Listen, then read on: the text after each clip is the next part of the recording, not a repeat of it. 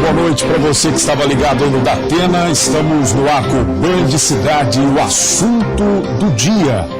A trágica notícia da morte do reitor da UFSC. Corpo de Luiz Carlos Cancellier foi encontrado hoje de manhã no Beira-Mar Shopping, aqui na capital.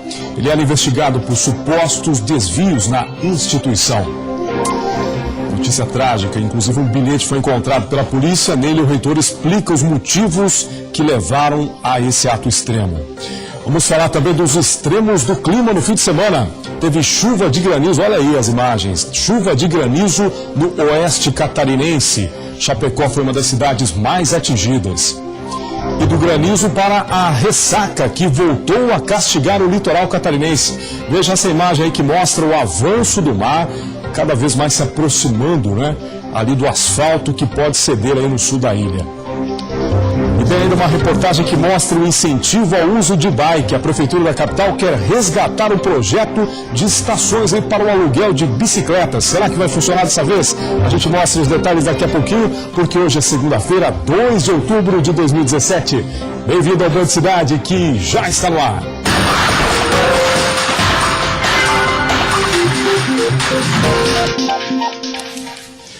Obrigado aí pela sua companhia e uma ótima semana para você.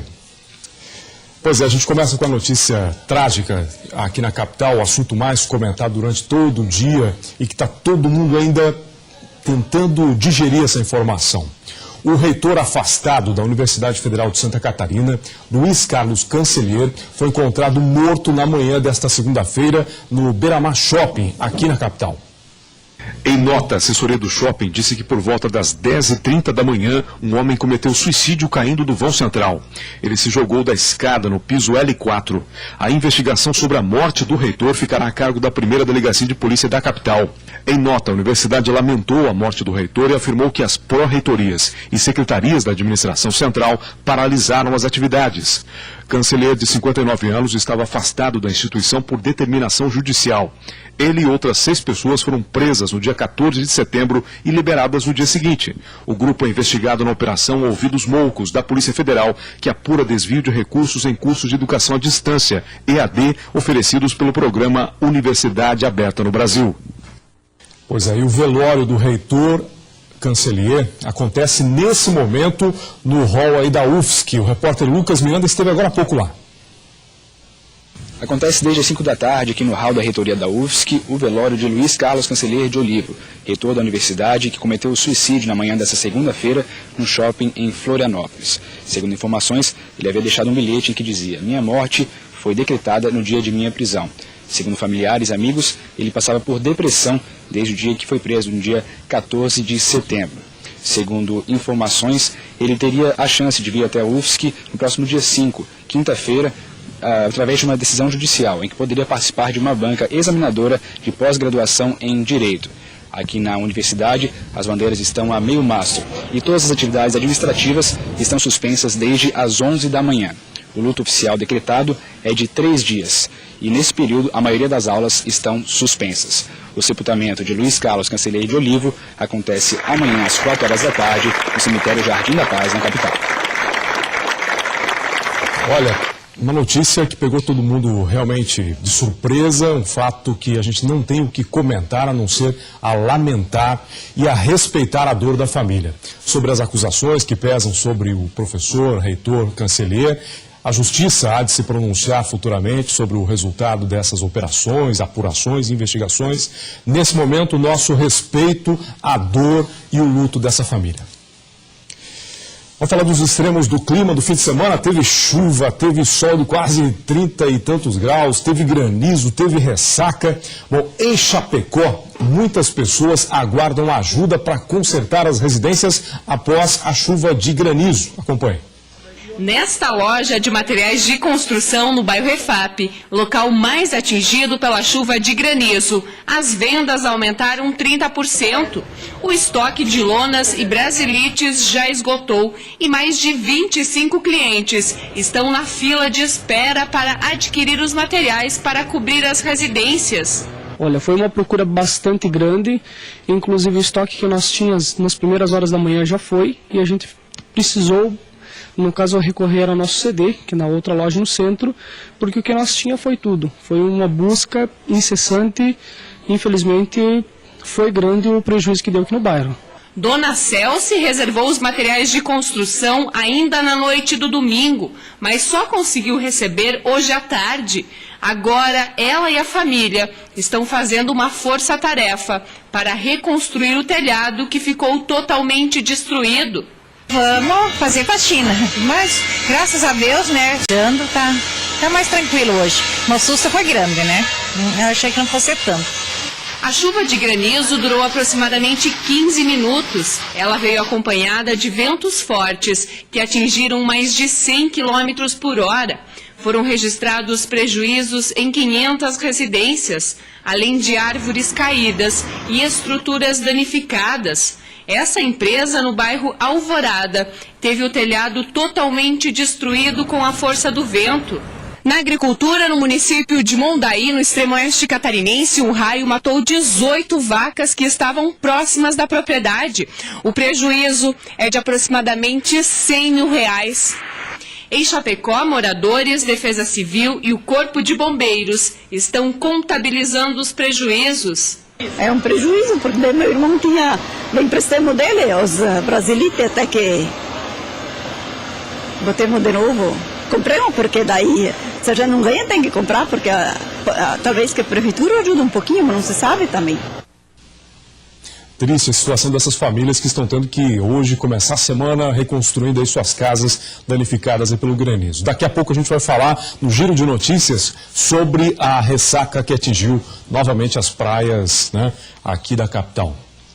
2 dos 3 taxistas que negaram transportar uma família com uma criança ferida em Florianópolis serão suspensos das atividades por 30 dias, segundo a Prefeitura da capital.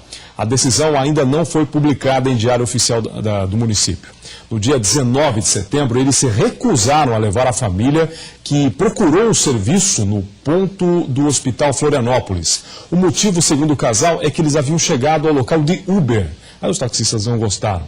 O relatório deve ser encaminhado ao Ministério Público de Contas do Estado e à terceira delegacia da capital, que abriu um termo circunstanciado. Ainda conforme a Prefeitura, os 2 são condutores auxiliares que trabalhavam para o dono do táxi.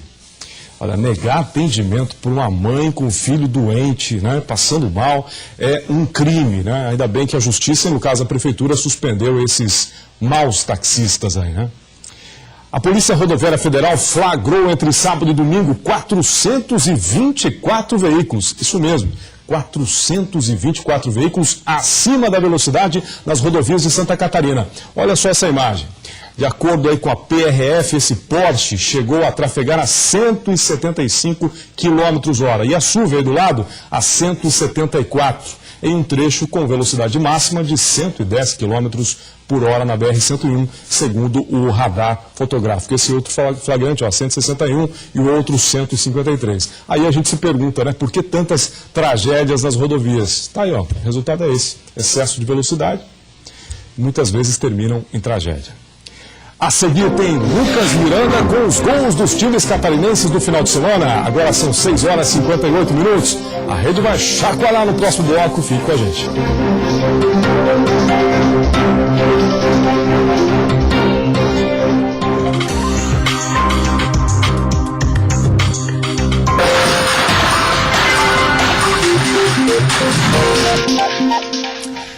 Estamos de volta, 7 da noite, 2 minutos. E vamos falar dos Pets. Uma ONG de proteção animal realizou uma caminhada em Videira, no meio oeste. O objetivo, diminuir o número de cães e animais abandonados. A caminhada pela posse responsável, promovida pela Associação Protetora dos Animais de Videira, aconteceu no domingo à tarde. A atividade faz parte do trabalho da ONG de promover o desenvolvimento da cultura do bem-estar animal. E muitos cães vieram a rigor para o evento, uns agasalhados, outros devidamente enfeitados. O principal objetivo é diminuir a prática de abandono de animais em toda a cidade. O intuito da caminhada é realmente o pessoal respeitar e valorizar o seu animalzinho de estimação, ter esse tempinho com ele para fazer a caminhada, porque o passeio é muito importante. Eles são muito carinhosos e muito gratos, né? Eles olham pra gente agradecendo, né, por a gente ter levado, e todo cuidado assim é retribuído.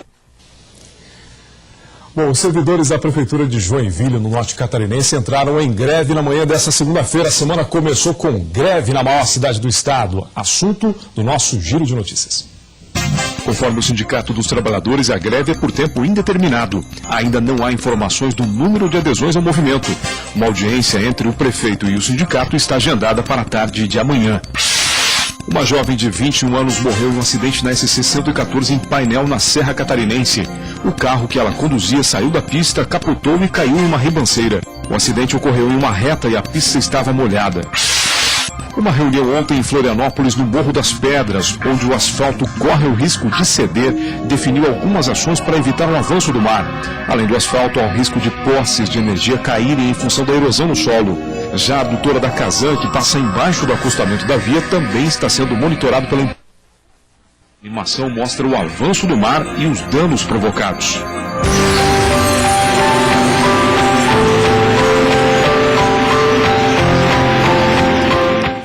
Vamos agora para a cidade do dia, quando a gente passeia por Santa Catarina com os municípios que estão de aniversário. Hoje a cidade é Balneário Rincão, aí no sul catarinense.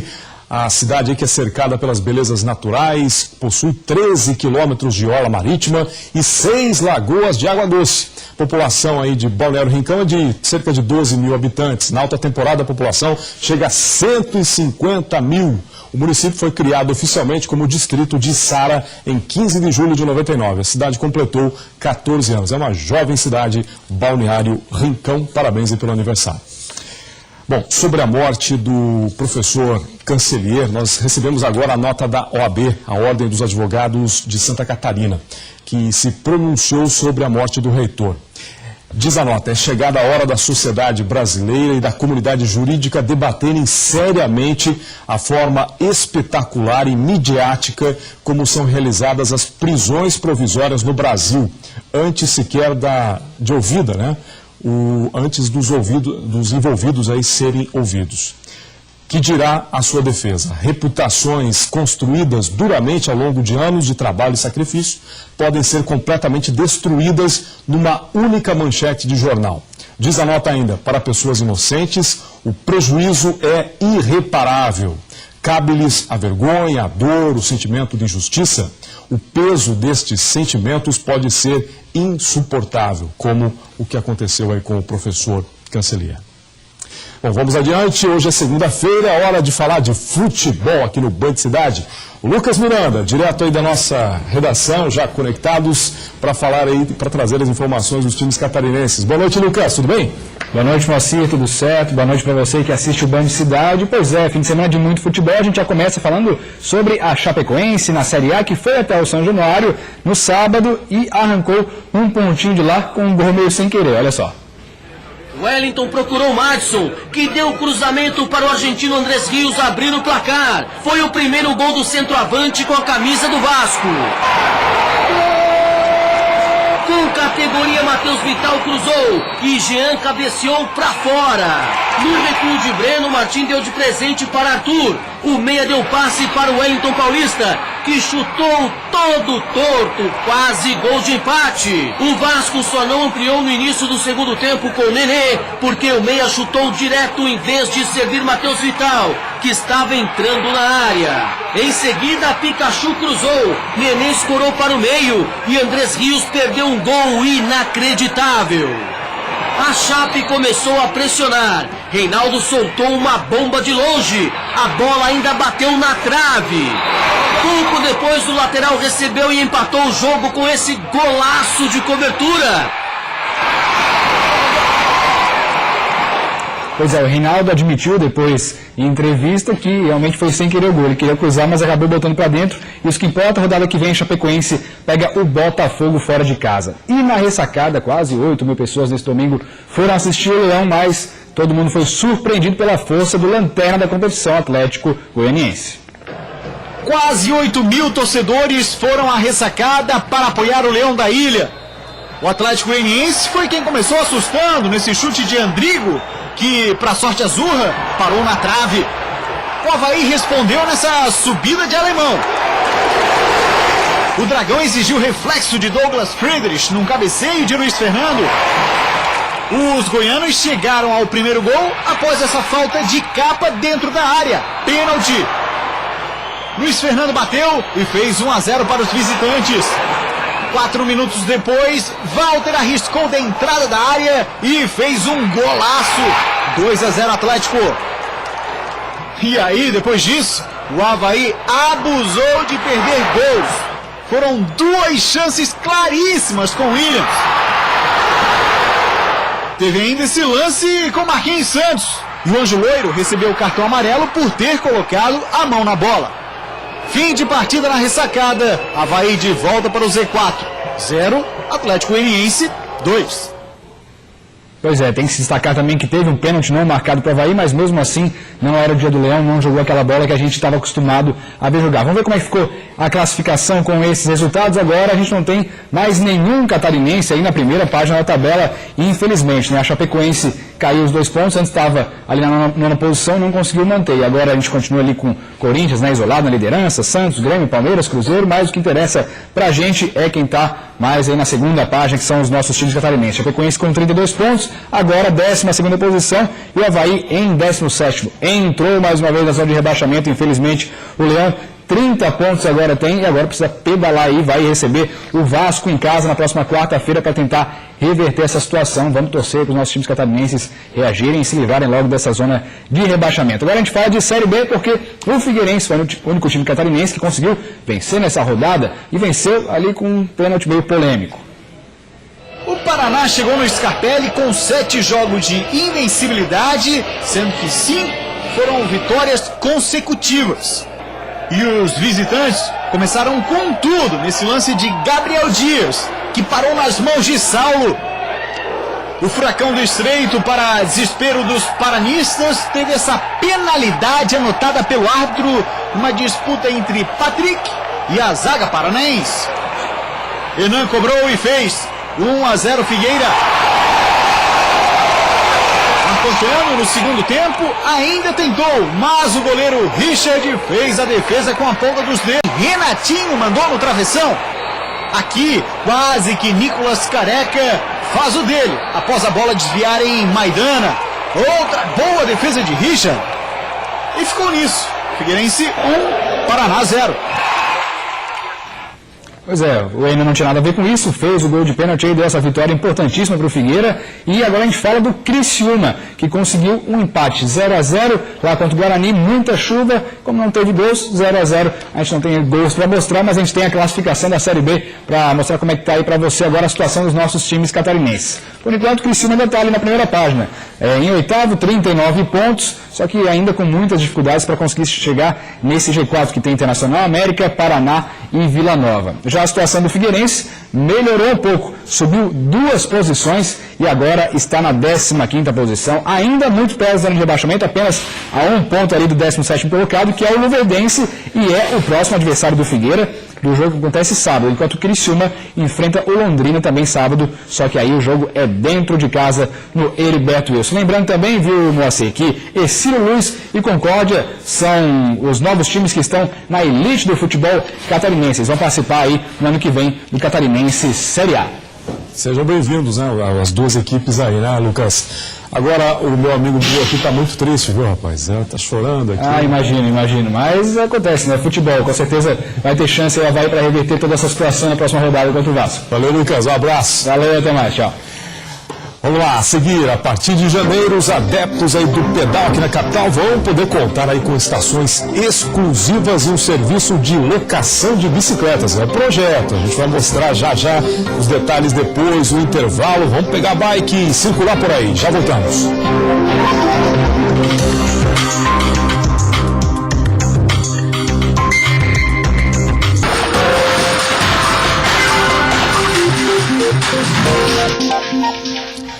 O Jornal da Band logo começa com as principais notícias do Brasil e do mundo. Fique ligado aqui na tela da Band.